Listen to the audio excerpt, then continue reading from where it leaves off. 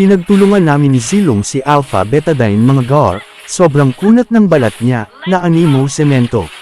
Mabilis akong gumawa ng paraan at bigla kong hinila ang betlog niya.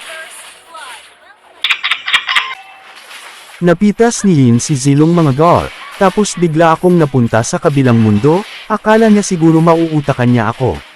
Buti na lang may dala akong basag na bote at natapakan ni Yin, at bigla siyang napilay. Wala yata sa sarili si Alpha Betadine mga gar, parang iniwan ng jowa. Naawa ako sa kanya kaya pinainom ko ng alaksan. Nakita kami ulit ni Alpha Betadine mga gar, talagang malakas ang tama niya, nasobrahan sa Red Horse, kaya pala itsura niya mukhang kabayo. Nagkita kami ulit ni Alpha Betadine, bigla niya akong binugbog. Nasakatin ako kaya gumanti ako, kinuha ko yung payong, at pinagpapalo sa likod niya. Bigla na lang nawala si Yin, ginamitan ko ng malupit na magic, babay. Bigla ako ulit dinala ni Yin sa kabilang mundo mga gar, hinamon niya ako ng suntukan. Mabilis kong pinagpipitik butas ng ilong niya, at unti-unti siyang nanghina dahil namaga ang butas ilong niya. Halos mahilo si Alpha Betadine sa lupot ng dance move ko, parang na para bang sumanib si Michael Jordan. Ang angas mo ah! Walang kadala-dala si Yin mga gar, kaya ginamitan ko siya ng malupit na teknik hanggang sa umiyak siya. Tapos balak pa akong pitasin ng mga kasama niya pero inunahan ko sila. Di ko napansin bigla akong hinalikan ni Atlas, ang baho ng hinga niya kaya bumagsak ako. Nak-corner ng kakampi ko sa tower si Atlas at mabilis ko siyang binasag, tapos hinabol ko si Cyclops mata at tinuluyan kong binulag. Ang angas mo ah!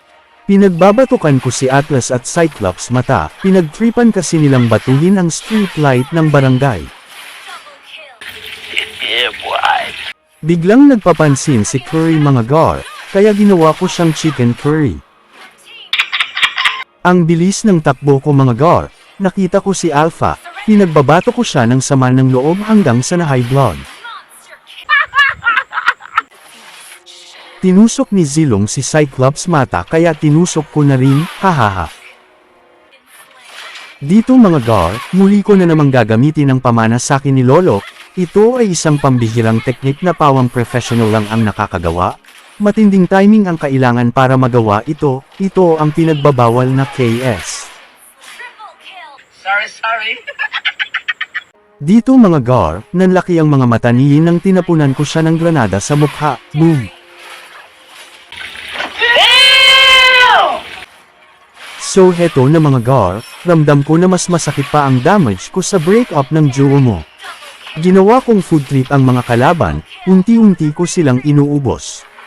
Halos magtakbuhan sila sa takot na mapunet ang puwet nila, gaya ng ginawa ko sa kapitbahay ko. Maya-maya pa na pag-isip-isip kung yung mga walang kwentang bagay ay isang patapong, garbage. So dito mga gar ay nag-super science na ako, naubos kasi lahat ng kalaban. Sana nag-enjoy kayo at maraming salamat sa panunood hanggang sa muli, bye-bye!